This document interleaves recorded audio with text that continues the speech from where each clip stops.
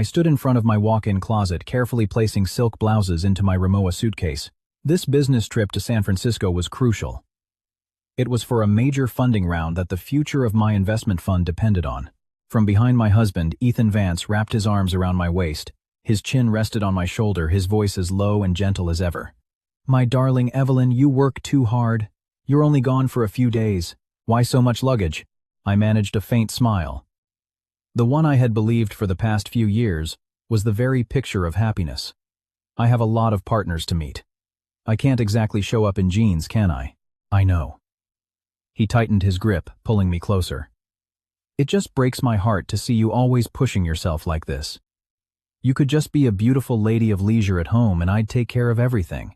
In the past, I would have melted at those words, turned around and hugged him, feeling like the luckiest woman in the world. My name is Evelyn Reed.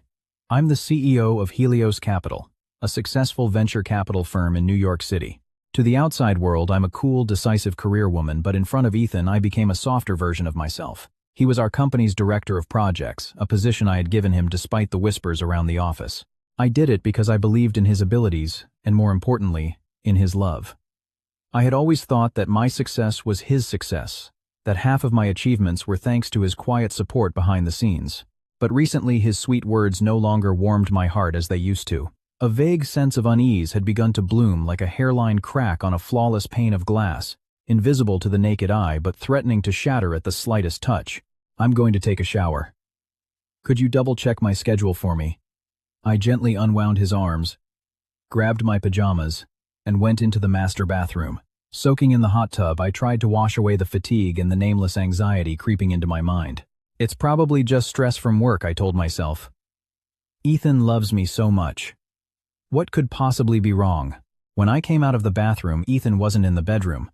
I figured he was in his study next door. I walked over to the bedside table to scroll through the news before bed. Right next to my phone, Ethan's screen suddenly lit up with a message notification.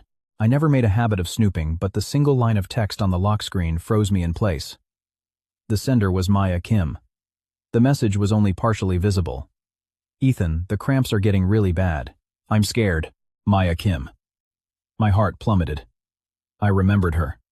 The intern, with the innocent, pure image that Ethan had recommended, praising her endlessly. He told me she had come to New York from a small town all by herself, struggling to make ends meet, but was incredibly diligent and ambitious. I was the one who had approved her year-end bonus thanks to the glowing performance report he'd submitted. Cramps scared. Why would an intern send such an ambiguous message to her boss in the middle of the night? Just then, Ethan walked into the room. When he saw me staring at his phone, a flicker of panic and alarm crossed his face, but it was quickly masked by his practiced smile. He swiftly walked over and picked up the phone. Another spam text. They've been getting worse lately." As he spoke, his fingers flew across the screen, deleting the message. He was so fast I barely got a second look. "Oh, okay," I replied, feigning nonchalance, but a storm was already raging inside me. "I'm heading to bed. You should get some rest too." I lay down, turned my back to him, and pretended to close my eyes. I heard Ethan let out a sigh of relief. Soon after, he turned off the lights and lay down beside me. The room was plunged into darkness, but my mind was clearer than ever. That was no spam text. His panicked expression, the frantic way he deleted the message, they betrayed him. The husband I had trusted with my entire heart, the man I married despite my family's reservations. What was he hiding from me? The familiar scent of his cologne, the warmth of his body next to mine, it all felt chillingly cold. I knew I couldn't confront him now. Without proof, my words would just be dismissed as baseless jealousy in his eyes. He was a master actor, and any premature move on my part would only make him hide his tracks more carefully. Fine, Ethan, I thought. If you want to act, I'll gladly play along. This San Francisco trip, it seemed, was no longer just about business. I closed my eyes, but sleep was a distant shore. A silent war had just begun right here in my own bedroom. The next morning I woke up with a bright smile, as if the suspicious text from last night had never happened. Ethan seemed relieved to see me so cheerful. His attentiveness and care were on full display. He made breakfast, even helped me with my blazer, and saw me off with a lingering, reluctant hug at the door. "Be safe, honey. Call me as soon as you land, okay?" I stood on my toes and gave him a light kiss on the cheek, my stomach churning with an indescribable disgust. Before heading to the office, I put my own plan into motion. I stopped at a nearby cafe, opened my laptop and got to work. I had thought it all through last night. A direct approach wouldn't get me the truth. Arriving at Helios Capital, I went straight to Ethan's office. He was reviewing some documents and looked up surprised. "Evelyn, what are you doing here? I thought you were heading straight to JFK. I smiled and walked toward him, my voice a mix of affection and feigned concern. "I forgot something. My main credit card has been having some issues with its limit lately. I'll have a lot of expenses entertaining partners in San Francisco, so just to be safe, could I borrow your card?"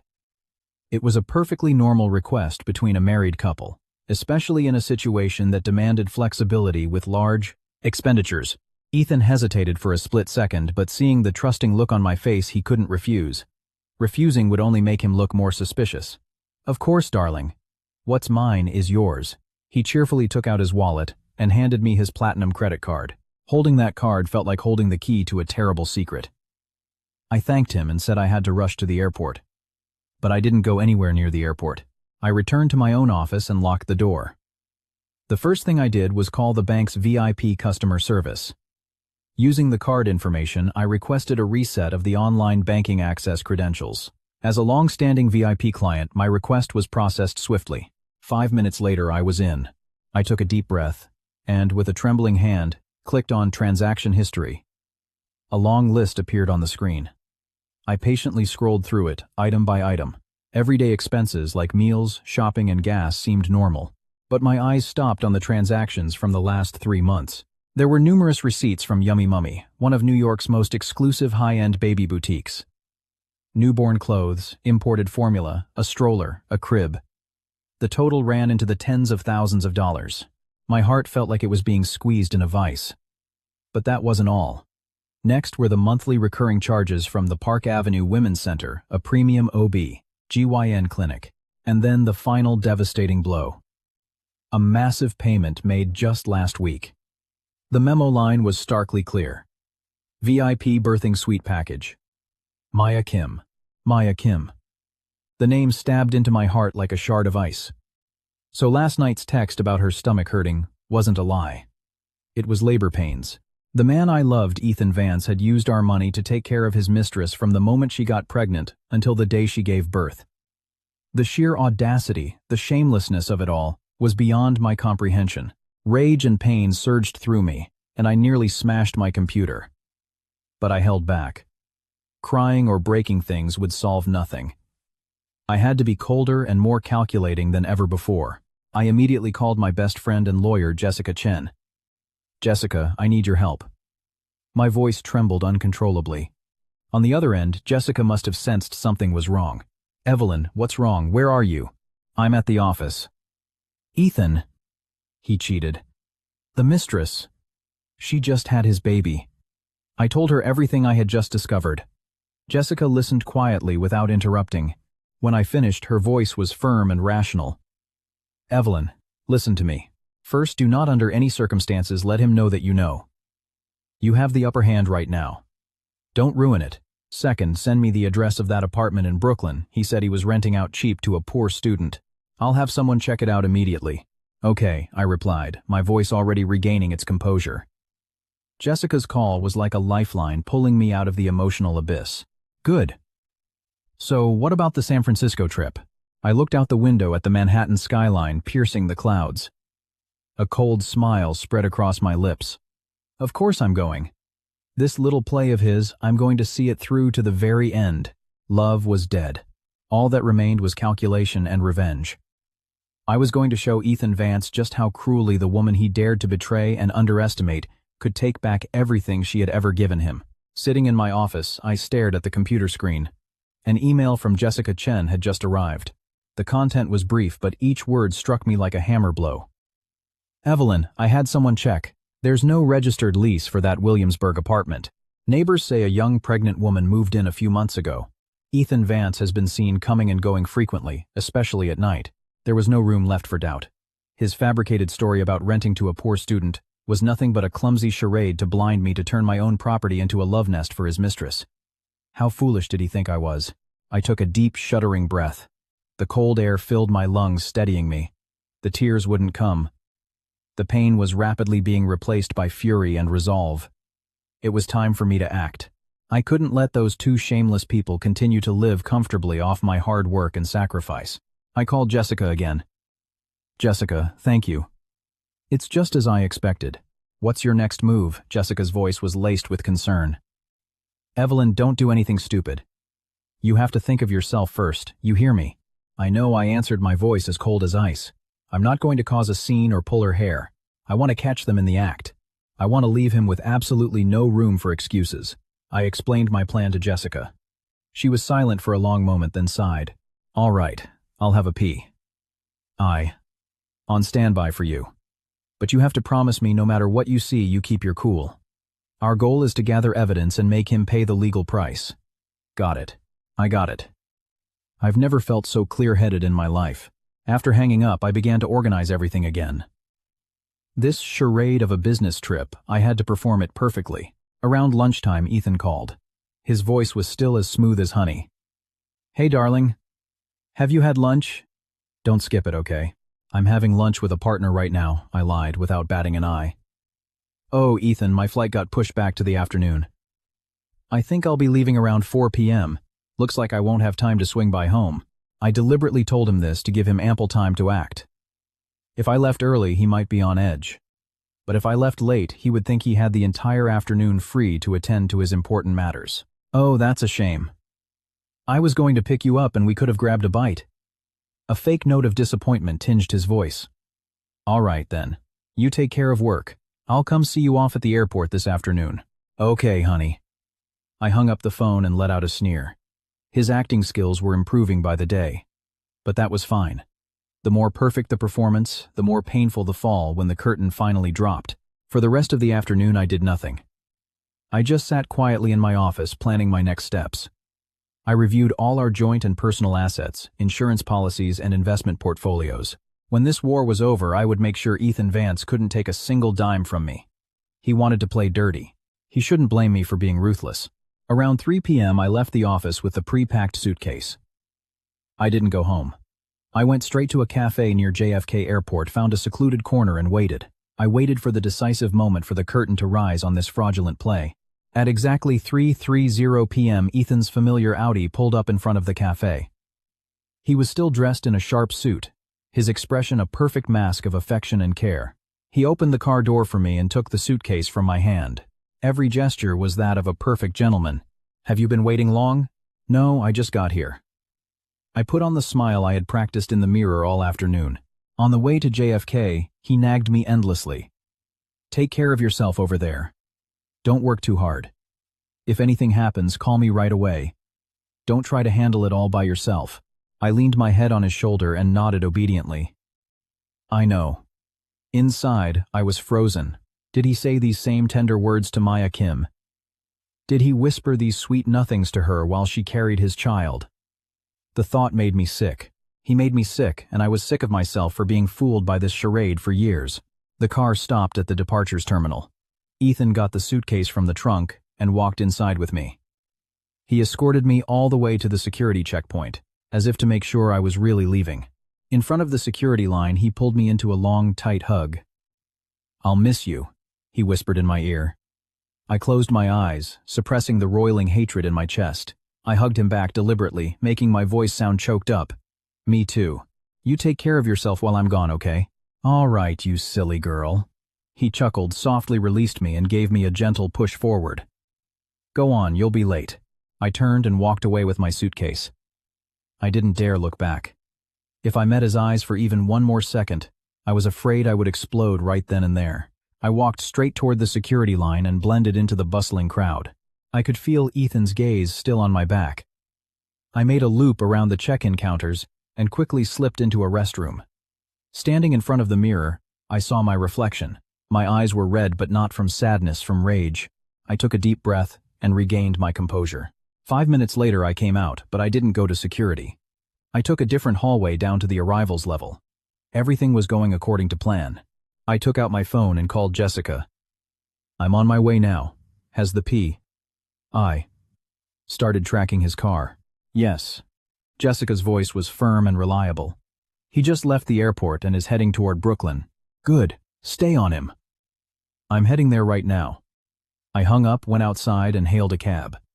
As the taxi sped down the highway, I looked back at the receding silhouette of JFK International Airport. Goodbye, Ethan. Your performance ends here. Now it's my turn to direct the next act. The one where you become the most miserable loser imaginable. The taxi weaved through New York City's notorious traffic.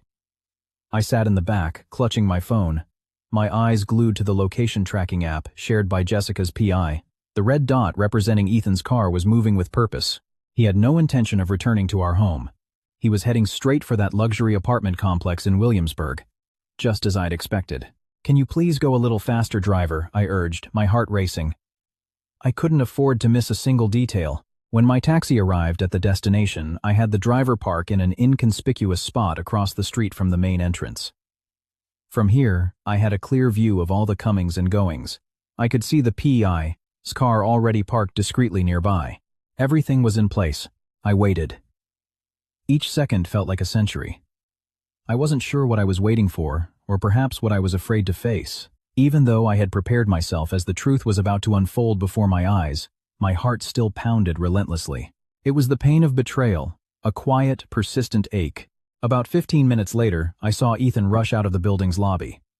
The usual calm, sophisticated demeanor was gone. His face was a mask of extreme panic and worry. He ran to his car, throwing open both the front and back doors, and then the sight I had dreaded the most appeared. Ethan ran back into the lobby and emerged moments later supporting a woman. It was Maya Kim. She was wearing a loose-fitting maternity dress, one hand cradling her full-term belly, the other leaning heavily on Ethan. Her face was contorted in pain. She was in labor.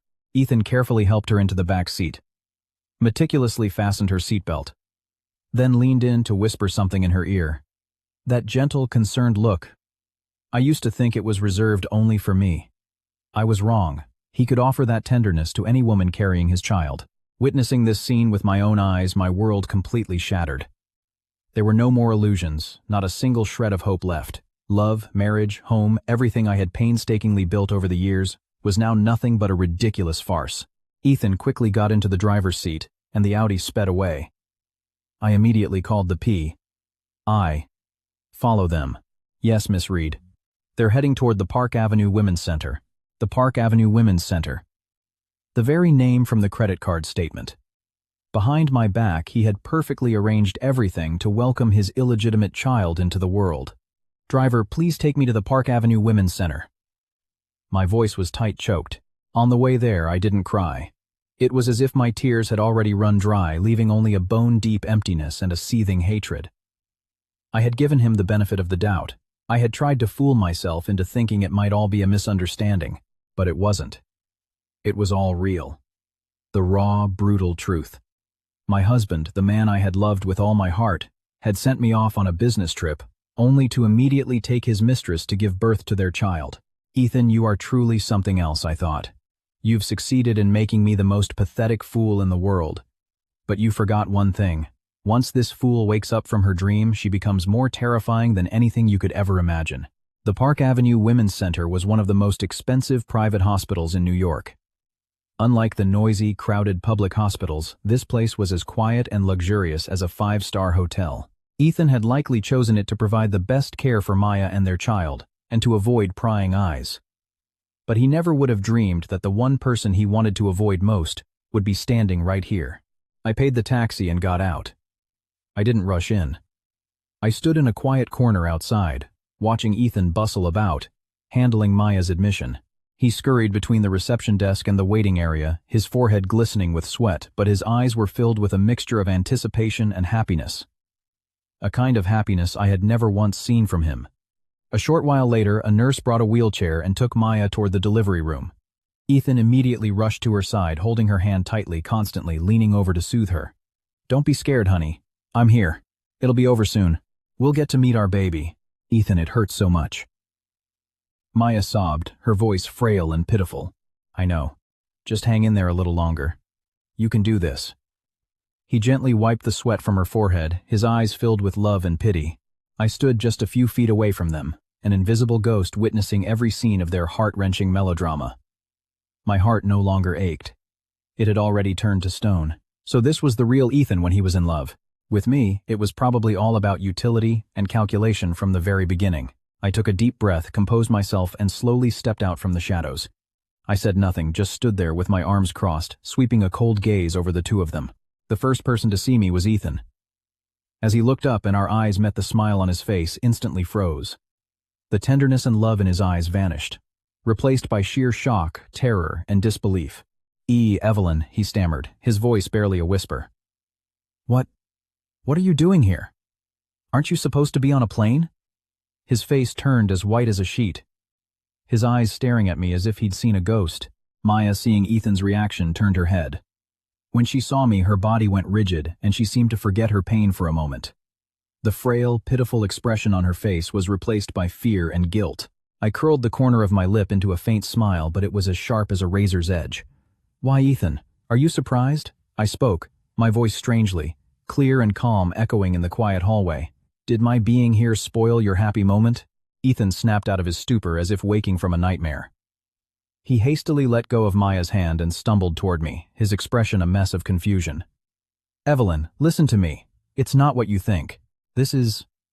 He fumbled for an excuse, but under my piercing gaze, all his words seemed to fall apart. The play was over, and the lead actor had been caught red-handed. I just stood there waiting to see what ridiculous story he would cook up next. Ethan stood rooted to the spot, his face a ghastly shade of white, looking utterly pathetic. He glanced at me, then back at Maya, who was huddled in the wheelchair. Every part of him screamed panic.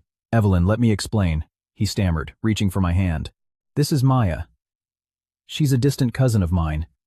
She's all alone in New York with no one to rely on, and she's about to give birth, so I was just helping her out. A distant cousin. I almost laughed out loud. Even at a time like this, he could still come up with such a clumsy, laughable lie. Did he really think I was a 3-year-old he could so easily fool? Helping her out, I repeated the words, my voice dripping with sarcasm. Is helping her out paying for a VIP birthing suite? Is helping her out buying everything from diapers to formula? Ethan, isn't this act getting a little old? Aren't you tired of it? Because I'm sick of Paklanent, watching. Every word I spoke was like a needle popping the balloon of lies he was desperately trying to inflate. Ethan's face changed. He knew he could no longer hide it. The panic in his expression gradually faded, replaced by irritation and resentment. You spied on me, he snarled, his eyes no longer filled with fear but with accusation. That's right, I admitted without flinching. If I hadn't spied on you, I suppose I would have kept foolishly believing she was your distant cousin until you brought her and her baby into our home. He was speechless. Just then, Maya started moaning again from behind him, her voice weak and pathetic. Ethan, it hurts. It hurts so much. Her acting was truly relentless. She was trying to use the baby to pull his attention back, to remind him which one of them was more important. Ethan looked back at her, a flash of pity in his eyes. That single glance severed the last remaining thread of affection I had for him. In front of his wife, he didn't even bother to hide his concern for his mistress. When he turned back to me, his anger had completely consumed his reason. Perhaps because his perfect plan had been ruined, or perhaps because his mask had been ripped off, he no longer maintained his usual composure. Evelyn, what the hell do you know? He shouted, his voice echoing down the hallway. You're always all about work. Have you ever genuinely cared about me? Do you have any idea what I've had to put up with?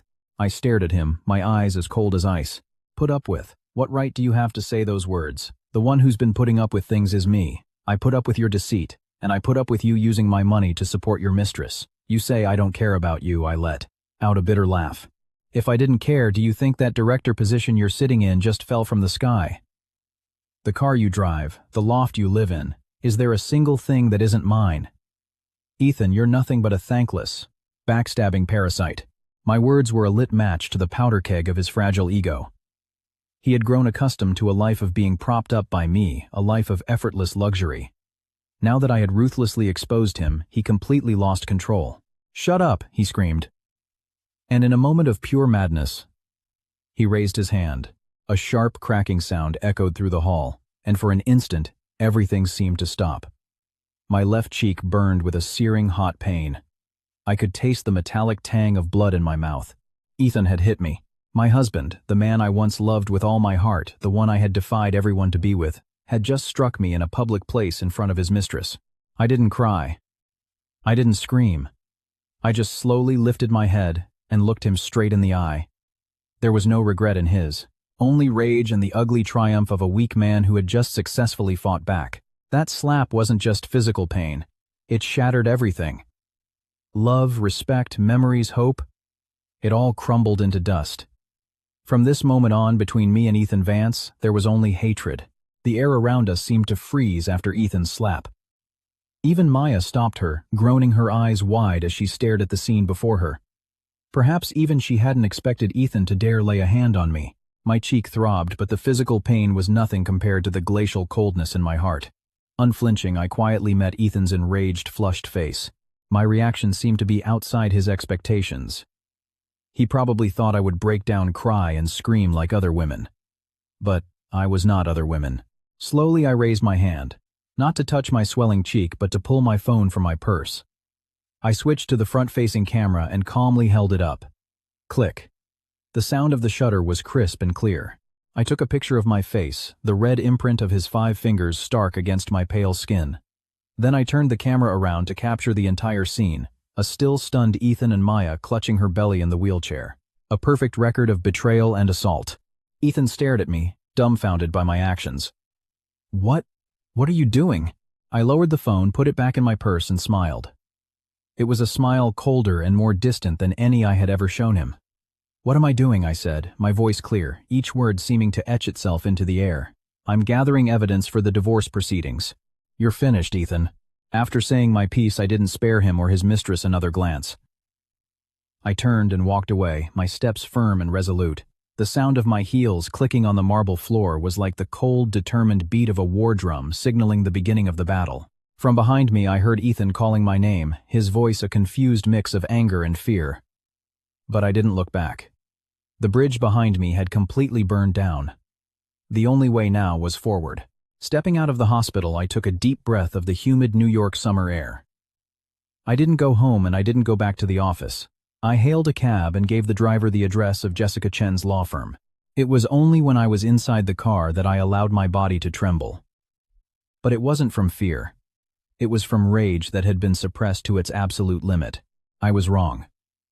The biggest mistake of my life was trusting Ethan Vance, thinking that love could overcome all differences in background and values. The result was a slap, both literal and metaphorical, that brought my world crashing down. When I arrived at Jessica's office, she was waiting for me. Seeing the red mark on my cheek, she said nothing, quietly leading me inside and pouring me a glass of warm water. "He hit you, Jessica?" asked her voice firm. I nodded, showing her the photo I had just taken. I caught them both at the hospital. The woman was in labor. Jessica looked at the photo, her elegant eyebrows furrowing. "Good job, Evelyn. A very good job. This evidence is more than enough. Now listen to me. We start immediately." She pulled out a stack of files and began outlining the next legal steps. First, we freeze all assets. Second, change the locks on your loft. Third, we serve him with divorce papers and a restraining order. He assaulted you. We have more than enough grounds to demand he stay at least 500 feet away from you. I listened and nodded decisively. Do it. Show him no mercy. I want him to pay for every single thing he's done. Don't worry. Jessica placed a hand on my shoulder, her gaze steadfast. This is a war we will absolutely win. I'll make sure that bastard walks away without a single penny. Looking at my friend, I felt a strange sense of calm. The pain was still there, but it could no longer break me. From this moment on, I was no longer the Evelyn Reed, who was weakened by love. I was a warrior fighting for my honor and my future. Leaving Jessica's office, I felt as if I had been reborn. Weakness and pain were left behind.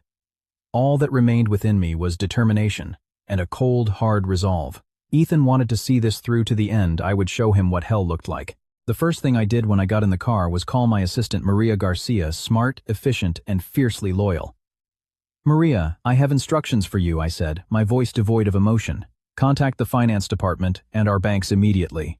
I want all joint accounts under my name and Ethan Vance's frozen, along with all supplementary credit cards. Revoke his access to all company funds as well. From now on, any transaction requires my direct signature. Execute this immediately."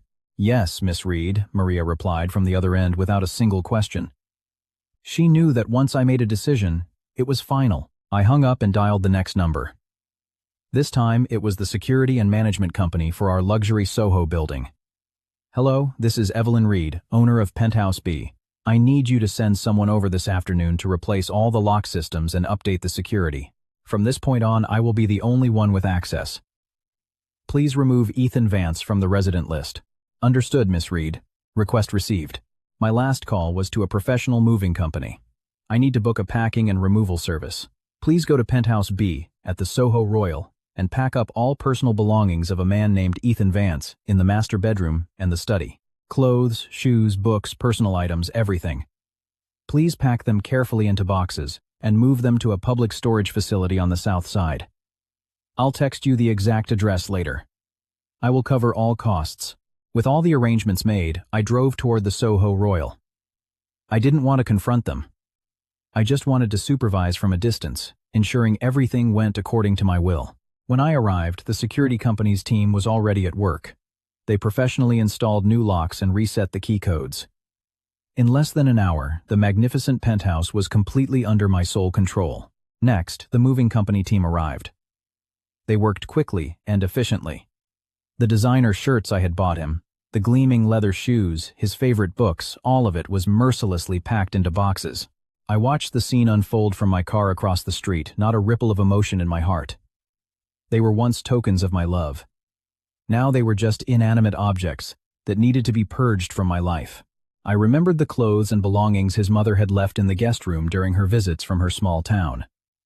After a moment's thought, I called the moving company's team leader again. Sir, please also pack up the belongings of an older woman in the second-floor guest room and send them to the storage facility. If I was going to clean house, I had to do it thoroughly. I didn't want anything related to that family left in my home. As the last boxes were loaded onto the truck and driven away, the penthouse felt strangely empty, but I felt an immense sense of liberation. It was as if a heavy burden that had been crushing my shoulders for years had finally been lifted. Night was falling. I knew that at this hour, Ethan was probably at the hospital basking in the joy of fatherhood. He had no idea that the real storm was just beginning a storm of my own, making one that would sweep away everything he had. At the hospital, Ethan was gazing at his newborn son who had just been brought out of the delivery room. The anger and frustration from his confrontation with Evelyn seemed to have vanished. All he felt was a boundless sense of happiness and pride. He had a son to carry on his name. Maya, though exhausted from childbirth, wore a satisfied smile. She looked at Ethan and said, sweetly, "Ethan, he looks just like you."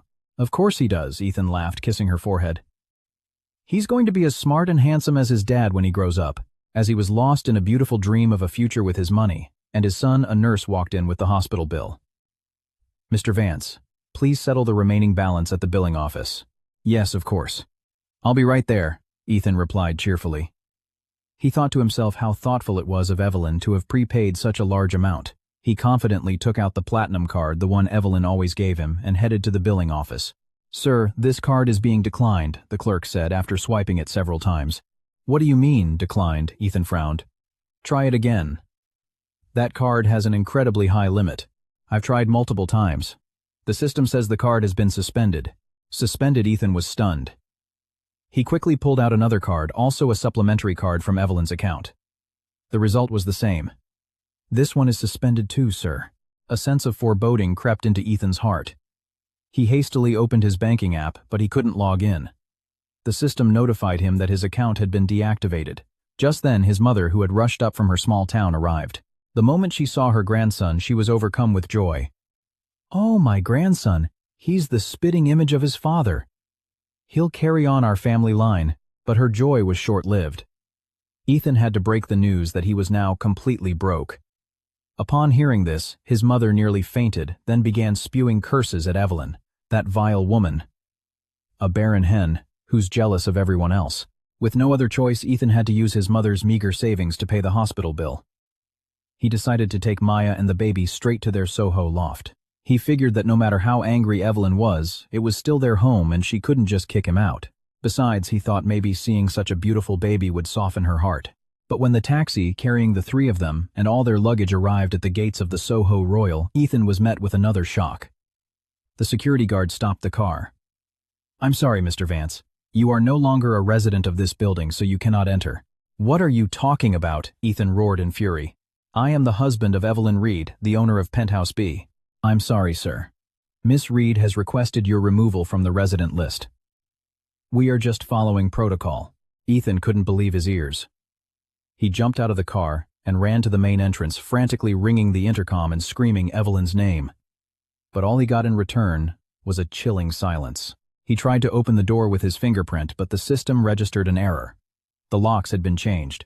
His mother, holding her grandson in the taxi, was wailing and cursing. Maya, exhausted and in pain from the delivery, remained silent, her face a mask of disappointment. Just as Ethan was reaching the peak of his powerlessness and rage, his phone buzzed. It was a text from Evelyn. Hoping she had cooled down, he quickly opened it, but the message was a single, ice-cold sentence devoid of any emotion. Your and your mother's belongings have been moved to Southside Public Storage Unit, a 234. I've prepaid 1 month's rent. After that, you're on your own. Don't ever show your face to me again. Ethan gripped his phone, his whole body trembling with fury. He had literally been kicked to the curb, penniless and homeless, with only a complaining old mother, a mistress who had just given birth, and a wailing newborn by his side. From the pinnacle of prestige and happiness, he had plummeted to the depths of despair in a single afternoon. And the one who had pushed him was none other than the wife he had so cruelly betrayed. After being thrown out of the building, Ethan, gritting his teeth, found a small, damp studio apartment in a rundown part of the city. The smell of mildew and the cramped space were torture for someone accustomed to a life of luxury. His mother, who had rushed up from the countryside, saw the place and burst into tears, cursing that vicious woman. How dare she do this to my son, and the grandson who will carry on our family line? Ethan, you can't just let this go. You have to go to her company and fight for your rights. His mother's instigation, combined with his own boiling rage and despair, made Ethan decide to have a final showdown. He couldn't believe Evelyn could be so ruthless. He thought she was probably just angry, and if he went and caused a scene, put some pressure on her, she would back down. The next day, Ethan and his mother headed to the office building where Helios Capital was located. He still had his employee access card, so he easily passed through the security gates. They went straight to the 38th floor where my office was. The entire office was stunned by Ethan's appearance. He was no longer the polished, confident director of projects. He was a disheveled man with stubble and wrinkled clothes. Beside him stood a middle-aged woman in dowdy clothes, her face contorted with malice. "Where is Evelyn Reed? Tell her to get out here right now," his mother shrieked at the reception desk, oblivious to the stares of everyone around her. The receptionist, terrified, quickly called my assistant. Maria rushed out and blocked their path. "Mr. Vance, ma'am, Miss Reed is in an important meeting right now and cannot see you. If you have a message, you can leave it with me." "Meeting? What damn meeting?" His mother shoved Maria aside and stormed toward my office. "What meeting can a barren woman have? She's just hiding, trying to avoid her responsibilities. You think you can hide from this forever?" Her vicious curses echoed throughout the entire floor. Employees from other departments poked their heads out, curious.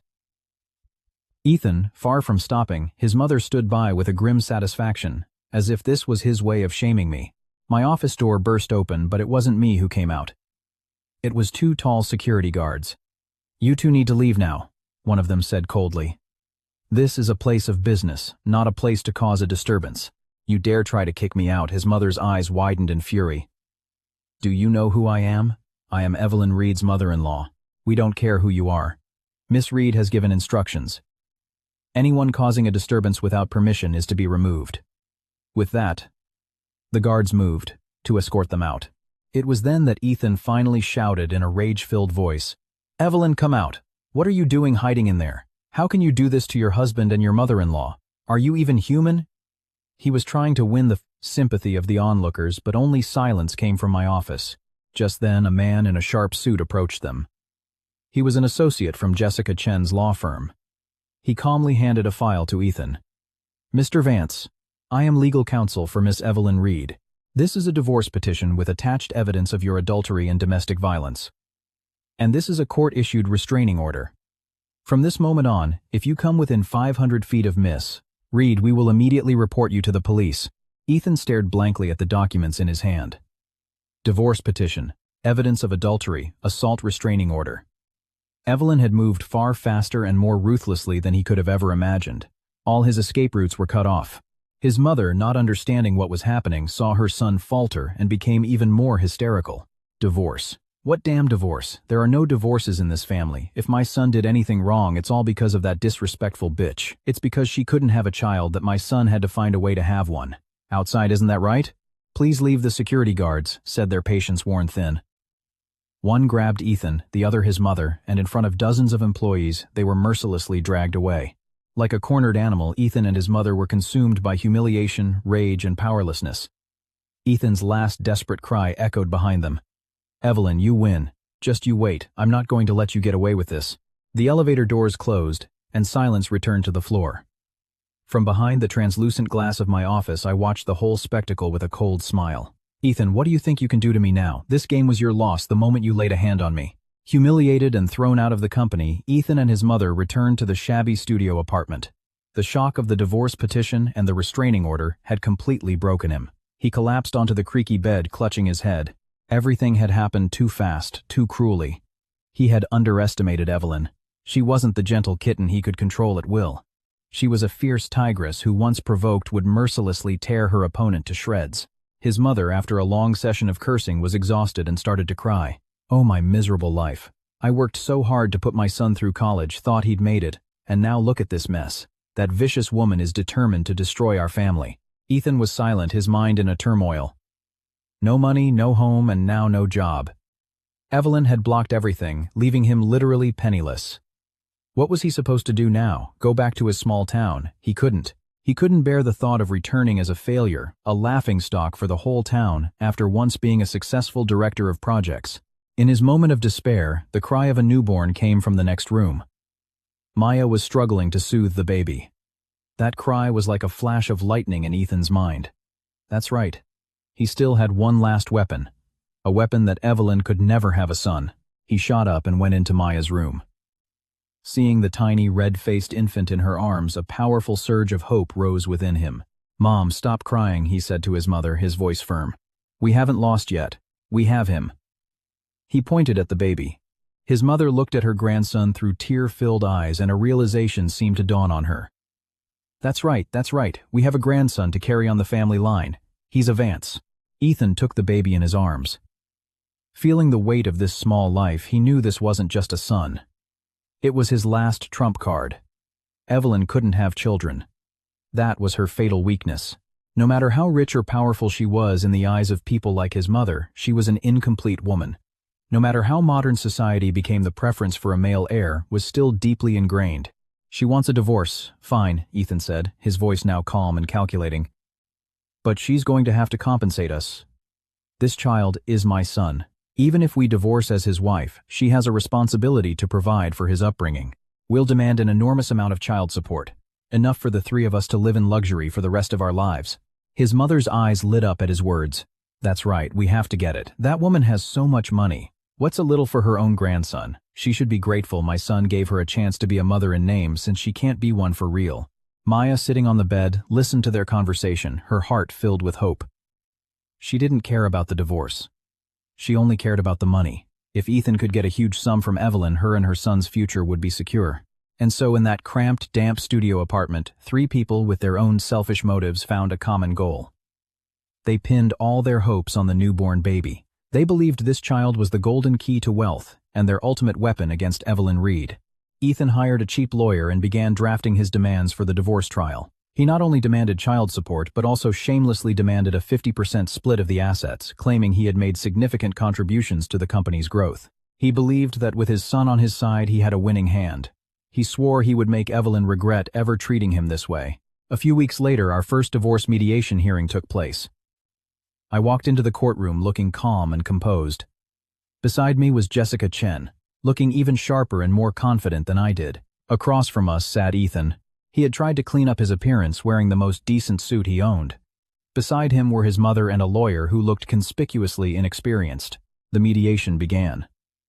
After the judge read the procedures, Ethan's lawyer spoke first. Your Honor, he began, standing up and speaking in a pompous voice. We are here today to resolve the divorce between my client, Mr. Ethan Vance, and Miss Evelyn Reed. Their marriage lasted for 5 years, during which my client was a devoted husband, a filial son-in-law, and most importantly, a key figure who made immense contributions to the growth of Helios Capital, the company Miss Reed heads. I heard this and raised the corner of my lip in a barely perceptible smirk. Immense contributions. The audacity he had to say such a thing.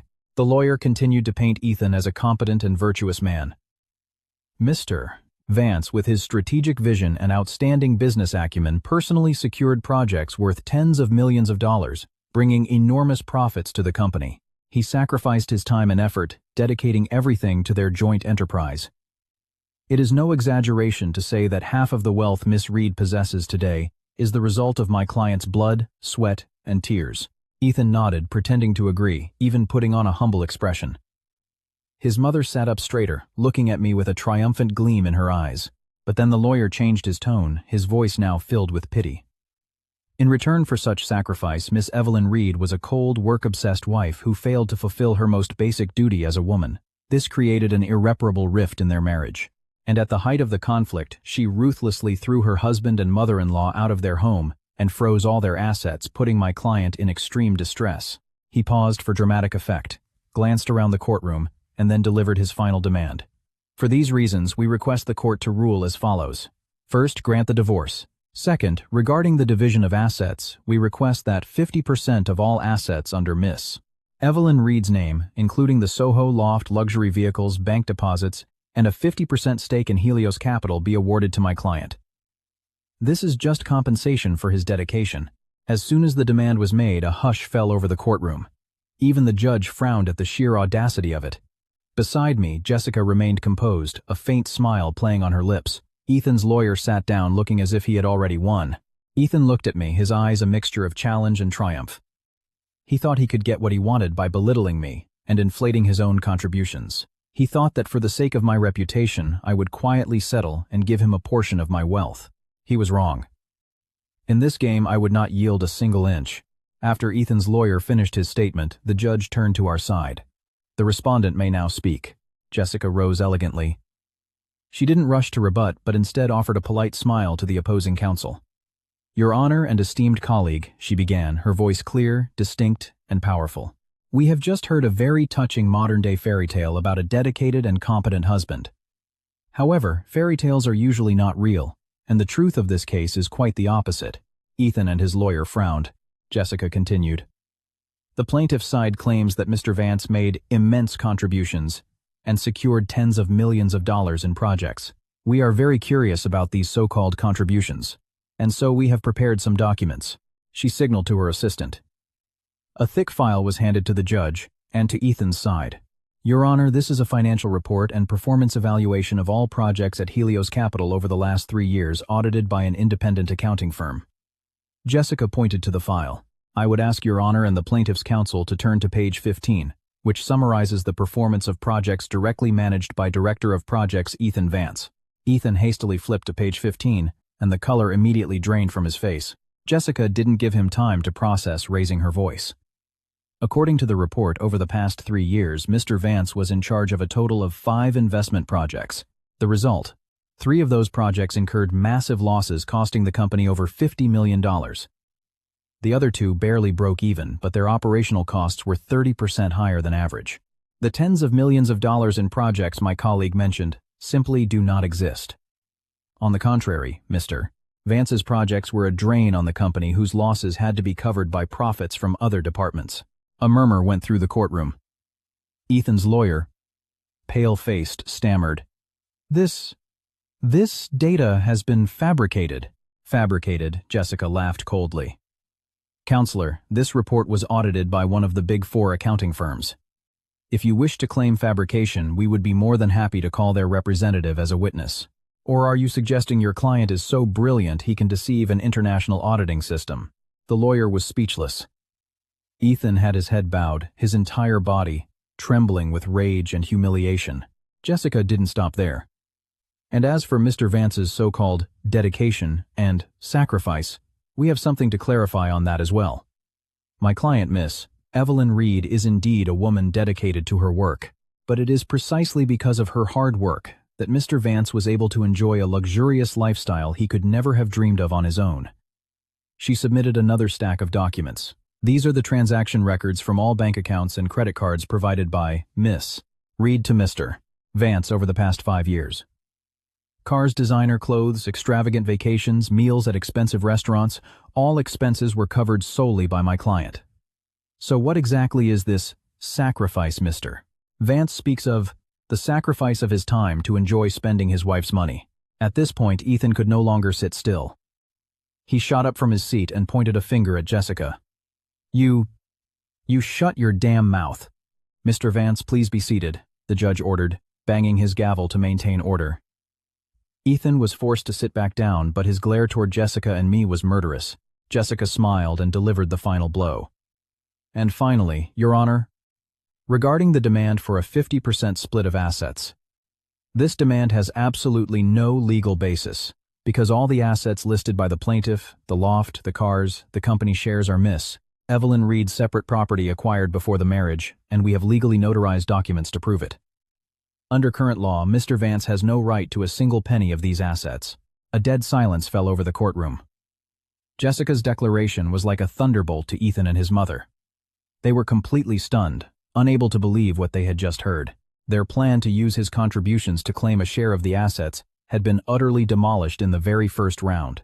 The evidence presented by Jessica was like a bucket of ice water thrown in the faces of Ethan and his lawyer. Their plan to claim assets based on his contributions was in ruins. Ethan's inexperienced lawyer was visibly flustered, beads of sweat forming on his forehead. He couldn't offer a single substantial rebuttal. Ethan kept his head down, his hands clenched so tightly under the table that his knuckles turned white. Humiliation and fury burned inside him. He had never imagined Evelyn would come so thoroughly prepared, leaving him with no room to maneuver. With the situation turning against them, Ethan's lawyer quickly changed tactics. After getting the judge's permission, he stood up again. This time his voice wasn't confident, but filled with pity. Your Honor, he began, shooting me a reproachful look. It's true the assets are all under Miss Reed's name. My client loved and trusted his wife so much that he never concerned himself with such matters. He believed what was his wife's was his and that everything was for their family. But he was mistaken. He paused for dramatic effect. What my client yearned for most in this marriage was not money or status. It was a child, the warmth of a complete family. But, Your Honor, Miss Reed was so engrossed in her business that she failed to fulfill her most fundamental duty as a woman. She could not bear a child. His words were like a bomb dropped in the middle of the courtroom. All eyes turned to me. Ethan's mother immediately seized the opportunity and began to sob pitifully. Oh, the fate of our family. Other women give their husbands sons, but all my son ever wanted was a child to carry on our name, and he couldn't even have that. You can't imagine how much my son suffered, Your Honor. Ethan's lawyer continued in a sorrowful tone. It was because of this lack of affection and his deep longing to be a father that my client inadvertently made a mistake. He had a son outside the marriage. That child is innocent. He needs a father and the support to grow up healthy. My client, after being ruthlessly thrown out by Miss Reed, is now penniless and unable to provide for his child. At this point, their ultimate goal became clear. Therefore, he said, looking straight at the judge, we will no longer demand a division of assets.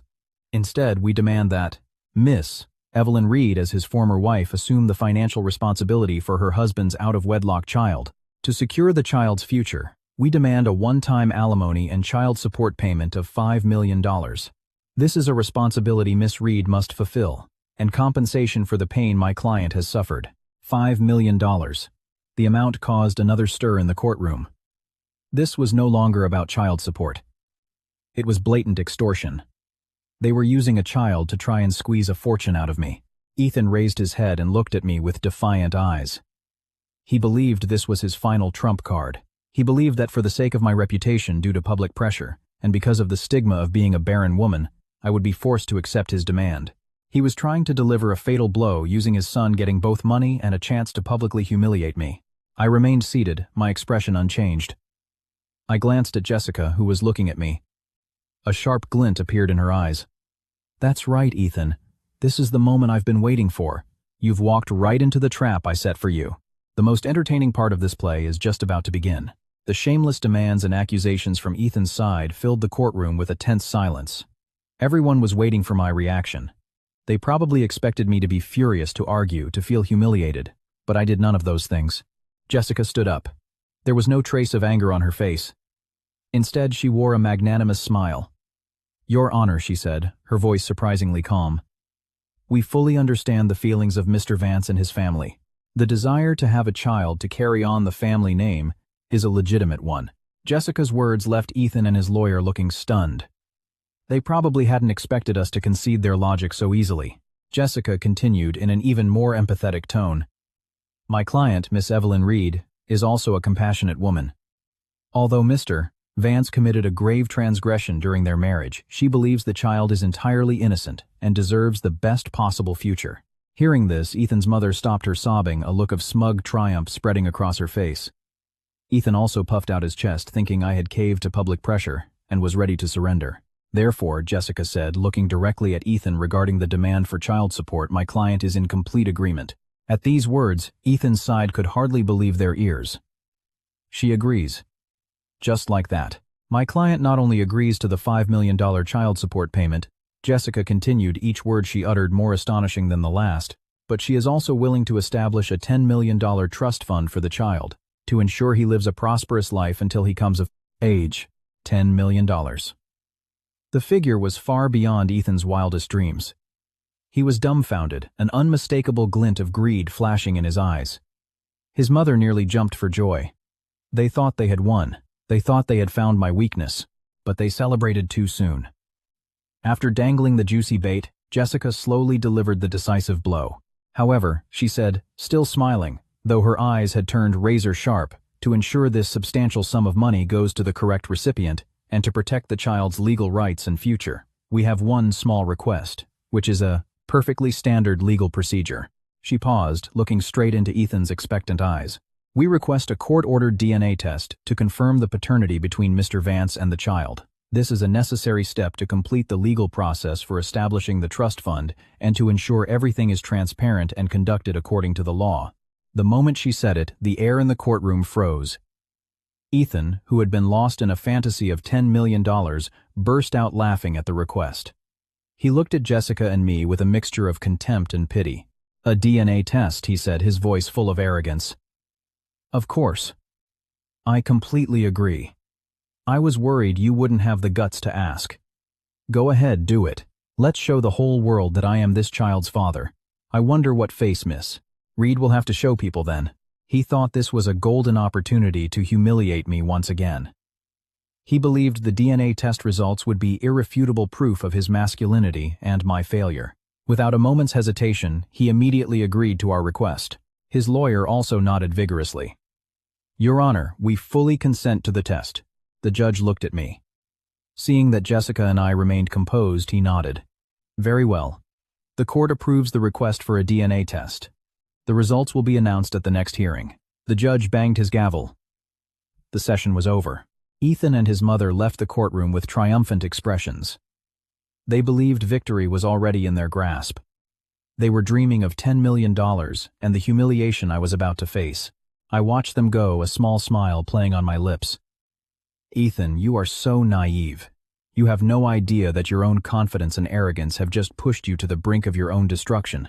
The elaborate play you created is finally about to come to an end. A week later, the court reconvened. The atmosphere was more tense than ever. Ethan and his mother arrived early, unable to hide their smugness and anticipation. He even shot me a provocative smile as if to say, "You're finished." Maya was not present, probably waiting at home for the news of their victory. I remained as calm as a placid sea. Beside me, Jessica was calmly organizing her papers, occasionally glancing at the other side with a meaningful look in her eyes. The judge entered, and the courtroom rose and sat. After the usual procedures, he spoke in a solemn voice. Today, this court will announce the results of the paternity DNA test conducted by the New York Forensic Science Center between Mr. Ethan Vance and the infant born to Miss Maya Kim. He carefully picked up a sealed envelope. The entire courtroom held its breath. Ethan puffed out his chest and sat up straight, ready to welcome his moment of glory. His mother clasped her hands in front of her chest, muttering a prayer. The judge slowly opened the envelope and took out the report. He glanced at it and his brow furrowed slightly. A look of clear surprise crossed his face. This subtle change made Ethan feel a flicker of unease, but he quickly dismissed it as his own nervousness. After a few seconds of silence that felt like an eternity, the judge cleared his throat and read the results aloud, each word ringing out clearly across the courtroom. Based on the DNA analysis of the provided samples, the New York Forensic Science Center has concluded that Ethan Vance is excluded as the biological father of the child in question. Paternity is not established. A deathly silence enveloped the room. Paternity is not established. Those 4 words were like a bolt of lightning striking Ethan directly on the head. The triumphant smirk on his face froze, then shattered into a million pieces. His face went from red to white, then to a ghastly pale blue. He stared blankly at the judge, his eyes wide with disbelief, as if he couldn't comprehend what he had just heard. "No. That's not possible," he mumbled, his voice dazed. "It can't be. Something's wrong.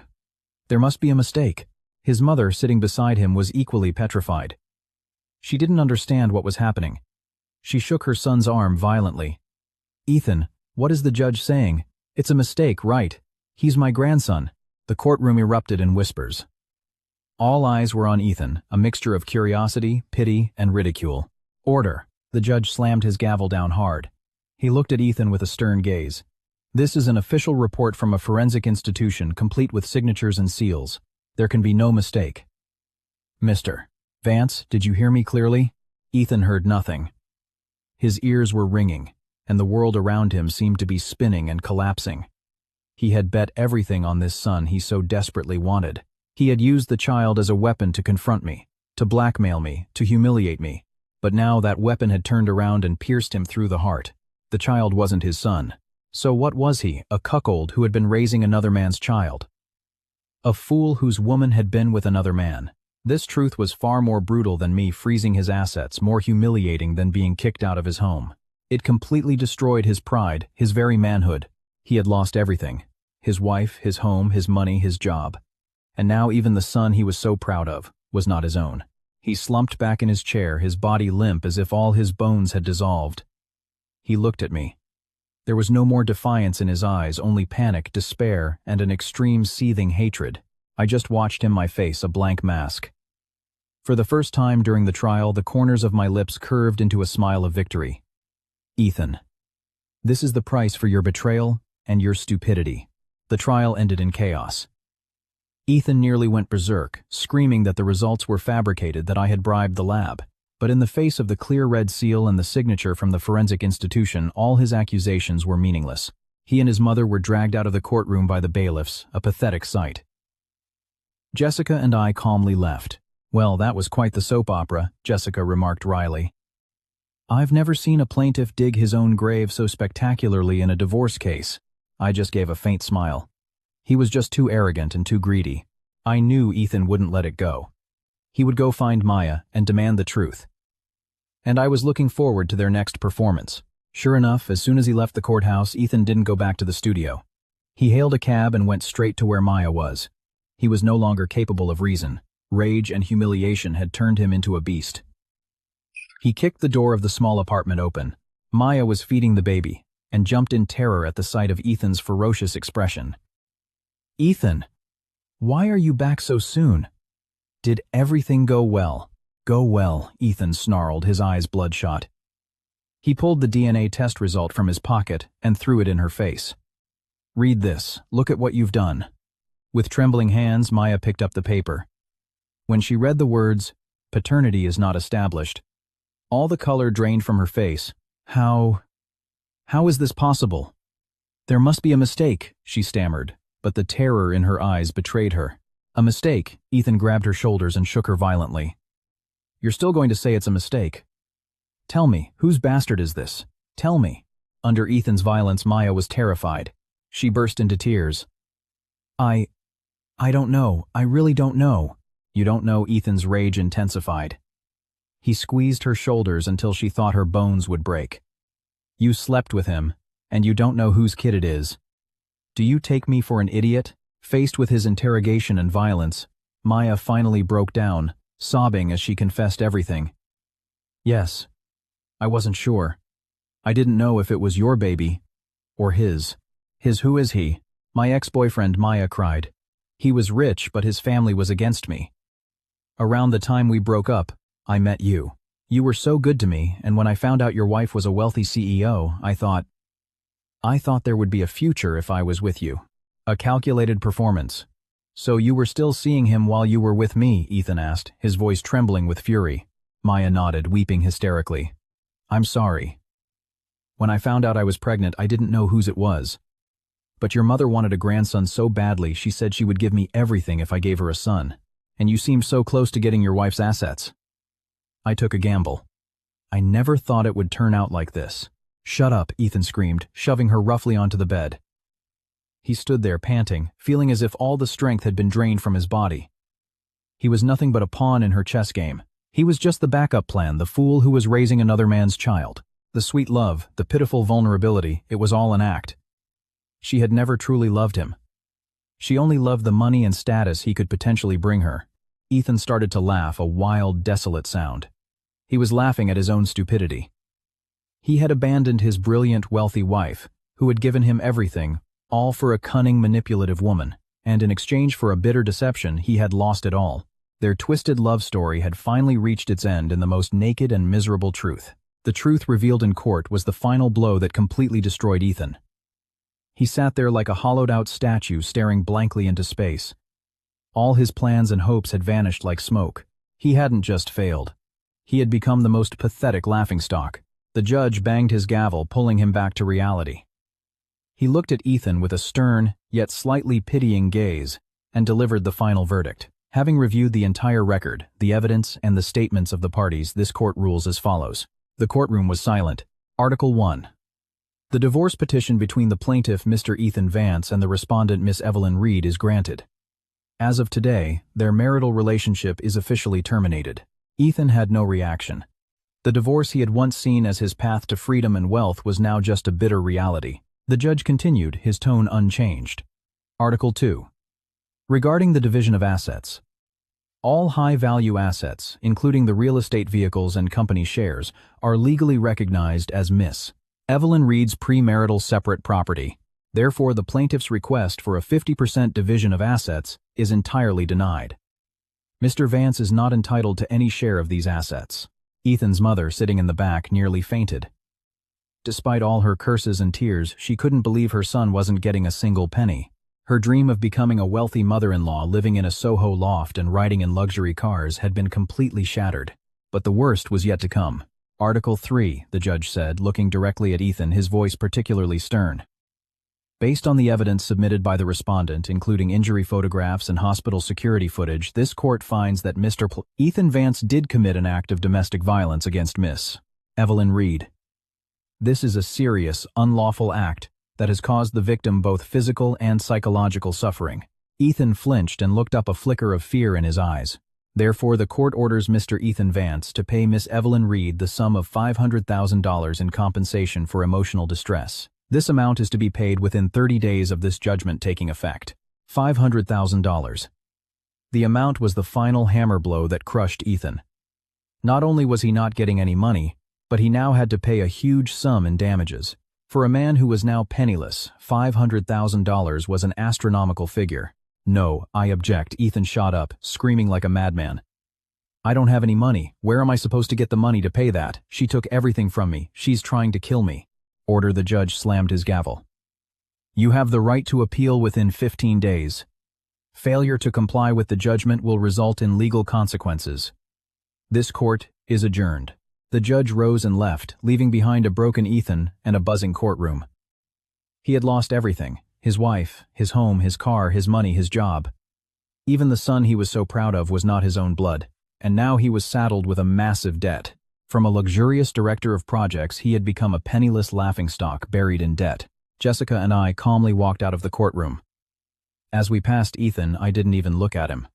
To me, he was now a complete stranger, a dirty memory to be wiped clean. As I walked by, his mother tried to lunge at me, screaming curses. "You bitch, you've ruined my son, you snake, you'll die a miserable death." But before she could even touch me, she was restrained by the court bailiffs. I kept walking. I didn't look back. Her curses were now nothing more than the wind whistling past my ears. Outside the courthouse, the bright summer sun shone down. I took a deep breath. My chest felt strangely light. The war was over, and I had won. But it wasn't a joyful victory. It was just a necessary end to a past mistake. From now on, Ethan Vance and his family would have nothing to do with my life. He would have to face the consequences of his own actions. Penniless in debt, and raising another man's child that was the most fitting judgment for a traitor. Life without Evelyn Reed was worse than hell for Ethan Vance. Not only was he broke, but he was now saddled with a $500,000 debt. Maya, realizing Ethan had no more value to her, quickly contacted her wealthy ex-boyfriend, abandoned the baby and the entire mess, and disappeared. Ethan had to take on all sorts of manual labor jobs just to survive and pay for the baby's formula. The man who once wore suits and drove luxury cars was now hauling cargo at the docks and working as a handyman on construction sites. The harsh reality nearly drove him insane. In his extreme desperation, Ethan thought of me again. He thought of our luxurious past, of my past softness. He deluded himself into thinking I was just angry, and that if he sincerely repented, I would soften. He decided to make one last gamble, betting everything on my sympathy. One rainy afternoon, Ethan and his mother showed up at the Helios Capitol building. Instead of his previous disheveled state, he was wearing old, worn, but clean clothes. They were stopped by security in the first-floor lobby. "I'm sorry, miss. Reed has stated she will not see you." But Ethan was prepared for this. Instead of causing a scene, he suddenly fell to his knees in the middle of the bustling lobby. "Please," he cried, his voice hoarse and miserable. "Please, let me see her. I just want to say I'm sorry. I was wrong. I was so wrong." His actions immediately drew the attention of everyone in the lobby. Employees from other companies, clients coming and going, they all stopped to stare. His mother immediately joined the act. She collapsed onto the floor, wailing about her son's suffering and her evil former daughter-in-law's cruelty. "My daughter-in-law is rich, but she abandoned my son. She looks down on him because he's poor. Where in the world is there such a heartless woman?" Their performance turned the lobby into a chaotic scene. The security guards didn't know what to do. They couldn't just manhandle a kneeling man and a crying old woman. The news quickly reached me. Maria rushed in, her face full of concern. "Miss Reed, Mr. Vance and his mother are causing a scene in the lobby. He's on his knees and refusing to leave." I was reviewing a project report. I didn't even look up, as I said coldly, "Leave them. Let them act. I want to see how long they can last." But Ethan was more persistent than I thought. He knelt there for 2 hours in the pouring rain under the judgmental stares of a crowd of strangers. He looked gaunt, his clothes soaked through a truly pathetic sight. Finally, I decided to end this farce. I didn't want the company's image to be tarnished by such lowlifes. I stood up and went straight down to the lobby. My appearance caused an even bigger stir in the crowd. When Ethan saw me, his eyes lit up as if he'd seen a savior. He crawled on his knees toward me, trying to grab my legs. Evelyn, please." He looked up, his gaunt face a mess of rain and tears. "Forgive me just this once. I was wrong. I'm a bastard. I'm worse than an animal. I shouldn't have hit you. I shouldn't have betrayed you." He started slapping his own face, the sound sharp and loud. "See, I'm being punished. I've lost everything. This isn't living. Evelyn, I still love you. Can we start over? I promise I'll never hurt you again. I'll be your dog for the rest of my life." This pitiful act. The old me might have softened, but the me of today had a heart of stone. I took a step back, avoiding his dirty hands. I looked down at the man kneeling at my feet, my eyes as calm as a still lake. "Get up, Mr. Vance. Don't dirty the floor of this building." My cold voice stunned him. "You love me," I scoffed. "No, you don't love me. You love the luxurious life I gave you. Now that you've lost it all, you come back to put on this show, don't you?" "No, that's not it," he hastily denied. "I truly loved you." "Enough," I cut him off. "I'm tired of hearing it. We were over the day you laid a hand on me. You should be grateful I didn't sue you for defamation and assault." I turned to the head of security. "Escort these two out. If they continue to cause a disturbance, call the police." With that, I turned and walked away, giving him no further chance to speak. "Evelyn, don't go," Ethan cried desperately as he was dragged away by the guards. "Evelyn, you heartless, soulless woman. You'll regret this. I swear you'll regret this." "I won't regret it. The one who should have regrets is you, Ethan. You'll regret it for the rest of your life." After being miserably thrown out of the company, Ethan's path of appealing to sympathy was completely blocked. Desperation turned to rage. A cornered man often does crazy things, and Ethan was no exception. He turned to his final tactic: blackmail and extortion. A few days later, I received an email from an unfamiliar address. The sender was Ethan. The content was no longer a pitiful plea, but a blatant threat. Evelyn, don't push a man too far. I know what you fear most is losing your reputation. Your new investment fund is in a critical growth phase, isn't it? What do you think investors would say if rumors started spreading that the female CEO has a complicated private life, treats her ex-husband cruelly, or even has some shady business secrets? He continued. I was the director of projects. Remember, I know a few of your secrets. You wouldn't want to see them on the front page of the Wall Street Journal, would you? Give me $10 million. Think of it as hush money. Once I get the money, I'll disappear from your life immediately. Otherwise, don't blame me for not considering our past. I read the email and couldn't help but laugh. Business secrets. A man who could do nothing but run projects into the ground knew what secrets he was overestimating himself. As for my reputation, did he really think such baseless rumors could bring me down? I didn't reply to the email. My silence seemed to infuriate him.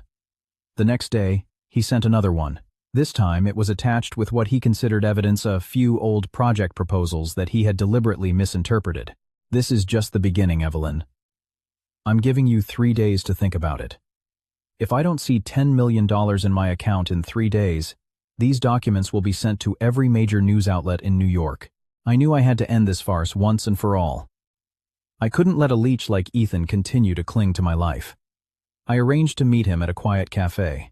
I hoped this would be the last time I ever had to see his face. Ethan showed up at the cafe with a confident smirk. He thought he had me cornered. So, have you thought it over? He sneered, sitting across from me. I said nothing quietly, placing a tablet on the table and turning the screen toward him. Before we talk about $10 million, there's something you should see first.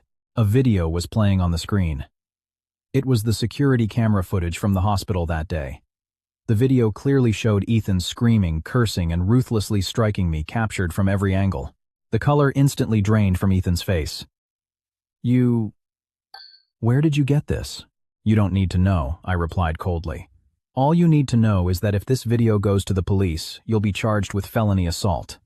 How many years in prison do you think that's worth? He was speechless. I didn't give him time to recover before I clicked on another file.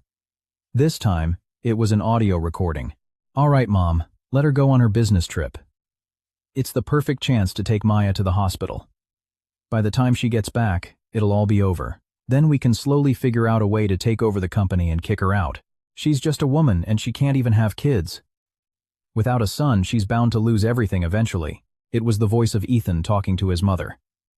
The conversation I had accidentally overheard that night. The one I had secretly recorded. This was my real trump card. Hearing his own voice, his own dirty plot laid bare, Ethan completely fell apart. His face was as white as a corpse, and his whole body trembled. He looked at me, his eyes no longer filled with arrogance, but with extreme terror. You... He couldn't even form a complete sentence. I turned off the tablet and put it back in my bag. I looked him straight in the eye. My voice as cold as ice but full of power. Mr. Vance, what do you think you have? What you call secrets are a joke to me, but what I have is more than enough to send you to prison. Do you understand me? He nodded frantically, a cold sweat drenching his back. $10 million, I scoffed. I'll give you a choice now. 1, I took out a thick wad of cash from my purse, a few $1,000s, and threw it on the table. Take this money and get out of the country. Go to Mexico, wherever. Just never let me see you again. Or 2, we can meet at the police station. Choose. Ethan looked at the cash on the table, then at me with panicked eyes. He knew he had lost. Lost miserably and irrevocably. With a trembling hand, he snatched the money, stuffed it into his pocket, and stumbled to his feet. He didn't dare to look me in the eye. I'll take the first one. With that, he scrambled out of the cafe, as if fleeing from a demon. I sat there alone and finished my cold coffee. The final act had finally come to an end. That man would now be gone from my life, forever. After Ethan completely disappeared from my life, I felt as if even the air around me had become cleaner. But I knew that to truly start a new life, I had to completely erase the traces of the past. The first thing I did was put the Soho loft on the market.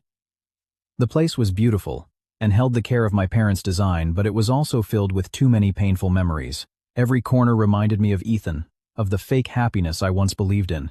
I didn't want to live in a space haunted by the shadow of betrayal. Jessica was a little surprised by my decision. "Are you sure, Evelyn? It's a fantastic property." "I'm sure," I replied firmly. "I need a completely new start. I can't move on if I'm holding on to that." I didn't care if I sold it high or low. I just wanted it gone.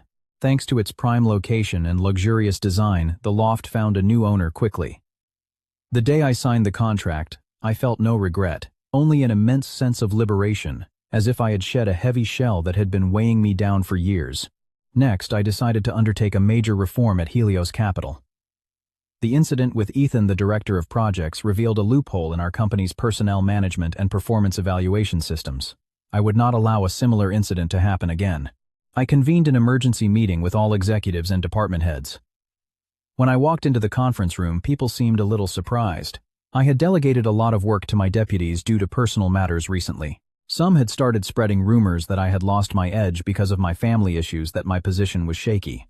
Today I would put all those rumors to rest. I stood before them in a chic, authoritative power suit. My expression was cool, my sharp gaze sweeping across the room.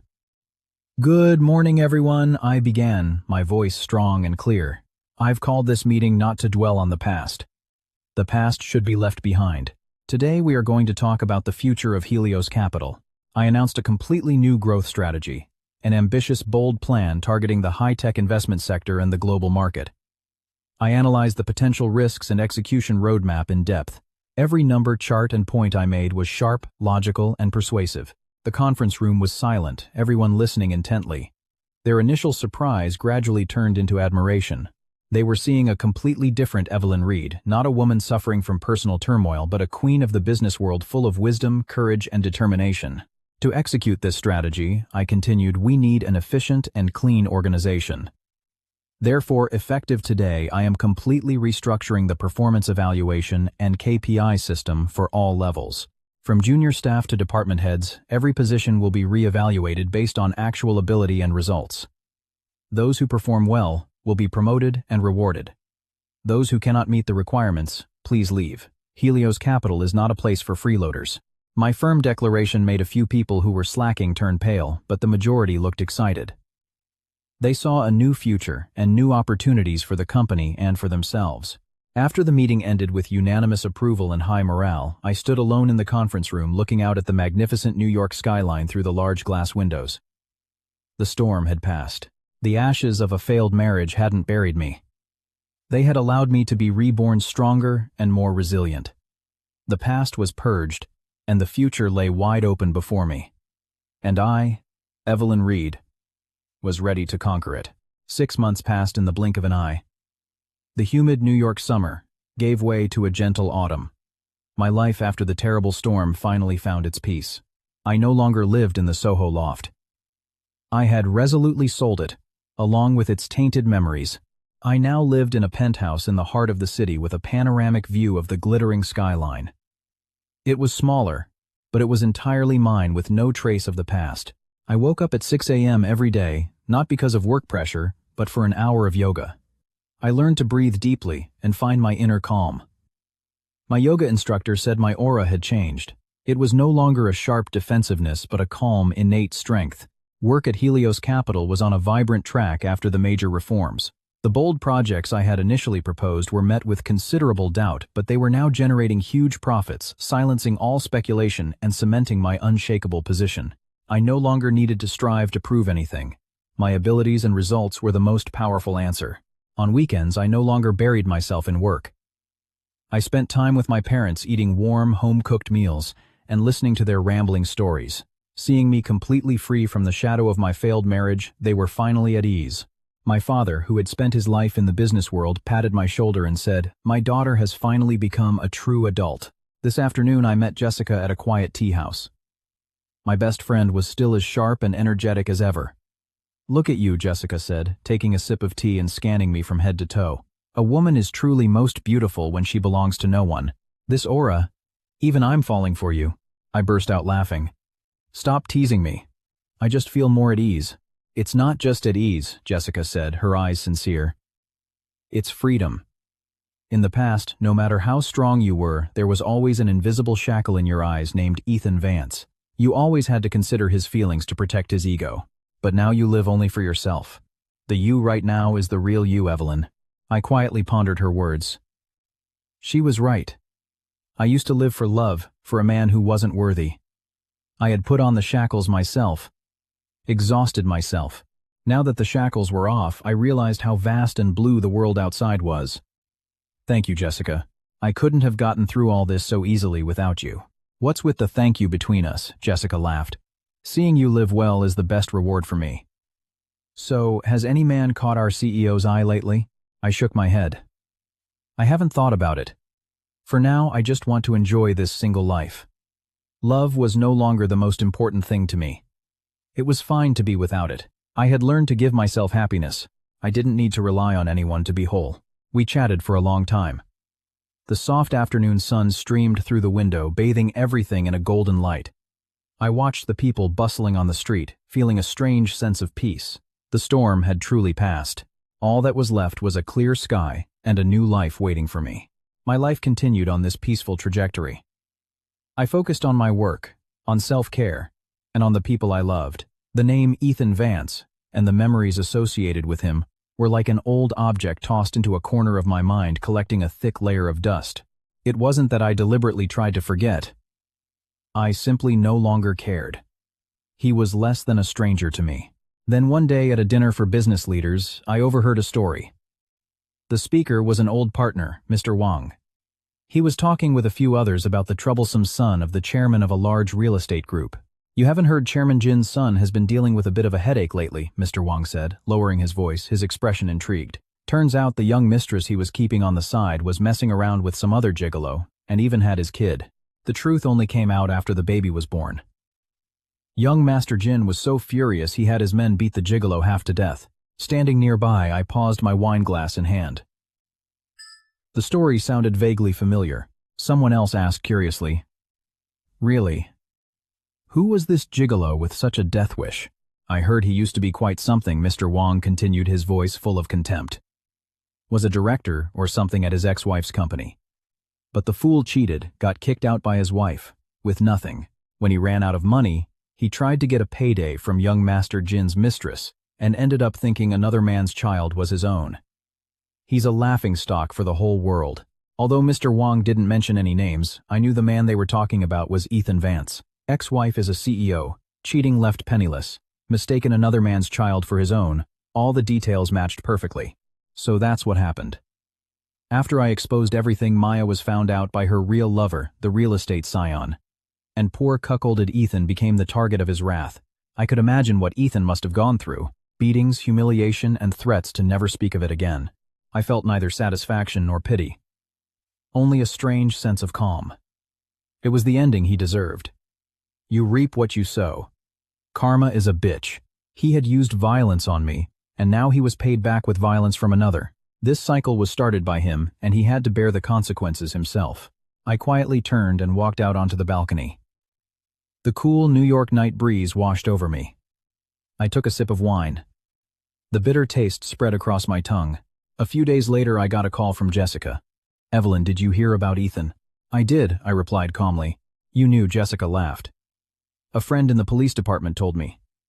He had a few broken ribs and fled back to his small town. He's drowning in debt, had to sell his ancestral home to pay it off. His mother had a stroke from the shock and is now bedridden. Truly, you reap what you sow." "I see," I answered, my voice emotionless. "You don't feel any satisfaction at all?" Jessica asked. I was silent for a moment, then said, "No, Jessica. I don't feel anything anymore. How he lives or dies now, it doesn't matter to me. He's just a chapter in an old book, and I turned to a new page a long time ago." It was true. No matter how miserable Ethan's life became, it had nothing to do with me anymore. I had wasted too much time and emotion on an unworthy person. Now I just wanted to focus on my life and the people who truly loved me. The news of the traitor was just a passing breeze, unable to create any ripples on the calm lake of my heart. To celebrate the success of a major project, I decided to treat myself and my entire staff to a vacation that doubled as a volunteer trip. Our destination was a mountain village in Appalachia, a place with beautiful scenery, but where the residents still faced many hardships. We brought boxes of books, clothes, and school supplies for the local elementary school children. Seeing the children dressed in worn-out clothes and running around barefoot, their eyes lighting up at the small gifts, filled my heart with an indescribable warmth.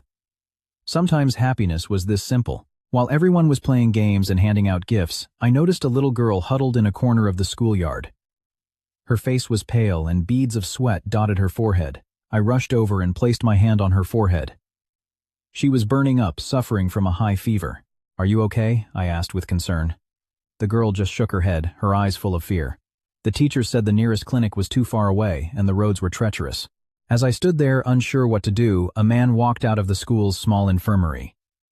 He was wearing an old but clean, well-pressed white coat. He was tall and lean with a square jaw that gave him a calm, reliable look. "The child has a high fever," he said, his voice low and steady. He quickly took her temperature and pulled a fever reducer from his medical bag. "It's okay. It's just a bad cold. She'll be fine after some medicine and rest." He was incredibly patient and gentle as he coaxed the medicine into the child. After the girl had fallen asleep, he finally turned to me. "Thank you for finding her. My name is Alex Chen. I'm a volunteer doctor here." He extended his hand and smiled softly. "Hello, I'm Evelyn Reed."